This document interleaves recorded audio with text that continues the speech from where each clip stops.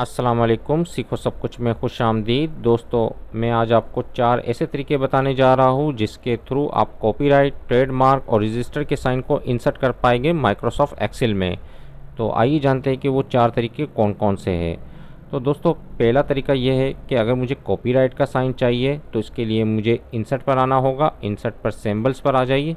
Symbols पर आने के बाद आपने यहाँ स्पेशल कैरेक्टर पर आना है और यहाँ कॉपीराइट को सिलेक्ट कर इंसर्ट करना है। और जैसे ही मैं इंटर करूँगा तो कॉपीराइट का सिंबल इंसर्ट हो जाएगा।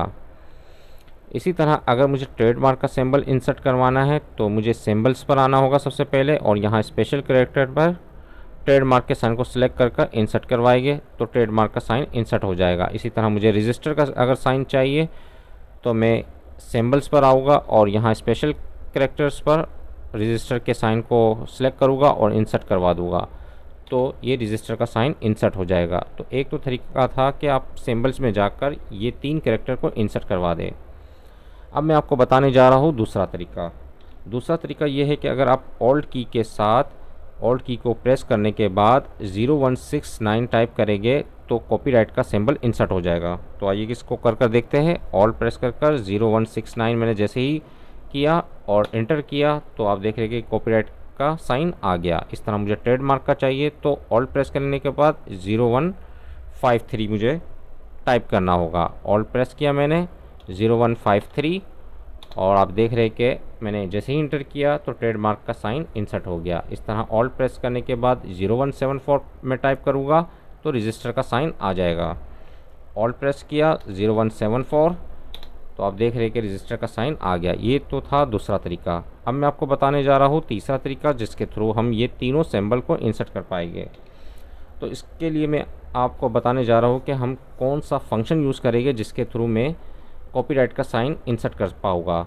तो मैं जो है कैरेक्टर फंक्शन यूज़ करूँगा और उसके बाद 169 उसमें कैरेक्टर में मैं लूँगा तो कॉपीराइट का सिंबल इंसर्ट हो जाएगा। जैसे ही मैंने इक्वल टू टाइप किया CHAR ब्रैकेट को ऑन करने के बाद 169 और जैसे ही मैंने ब्रैकेट को क्लोज करा कर एंटर करता हूँ तो कॉपीराइट का सिंबल इंसर्ट हो जाएगा।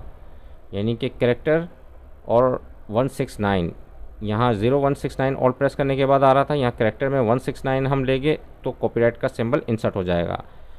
इक्वल टू मैंने लिया CHAR, जैसे ही मैंने टैब की प्रेस किया 153 और जैसे ही मैं एंटर करूँगा तो TM का सिंबल इंसर्ट हो जाएगा। अब मुझे यहाँ इंसर्ट करना है रजिस्टर का सिंबल। इसको मैं किस तरीके से इंसर्ट करूँगा, इक्वल टू CHAR टैब की मैंने प्रेस किया 174 और ब्रैकेट को क्लोज कराकर एंटर कर दिया तो रजिस्टर का सिंबल इंसर्ट हो गया।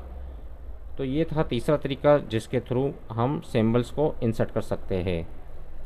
अब मैं आपको बताने जा रहा हूँ चौथा तरीका जिसमें हमें करना क्या है कि हमें ब्रैकेट को ऑन करना है, C टाइप करना है और ब्रैकेट को क्लोज करना है और जैसे ही मैं एंटर करूँगा तो आप देखेंगे कि कॉपीराइट का सिंबल इंसर्ट हो गया। मैं इसको बड़ा करके दिखा देता हूँ। इसी तरह मुझे ट्रेडमार्क का सिंबल इंसर्ट करना है तो मैंने ब्रैकेट को ऑन करवाया, TM लिखा और ब्रैकेट को क्लोज करा दिया तो TM आ गया। मैं इसको ये फॉर्मेट ले लेता हूँ।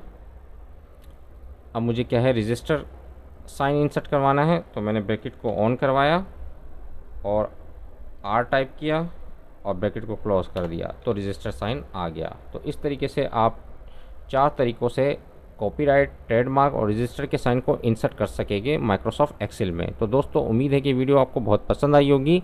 लाइक को सब्सक्राइब करना मत भूलिएगा। दोस्तों, आप मेरे चैनल को सब्सक्राइब ज़रूर कीजिए ताकि कोई भी नई वीडियो आए तो उसका नोटिफिकेशन आपको मिलता रहे। Thanks for watching. अल्लाह हाफिज़।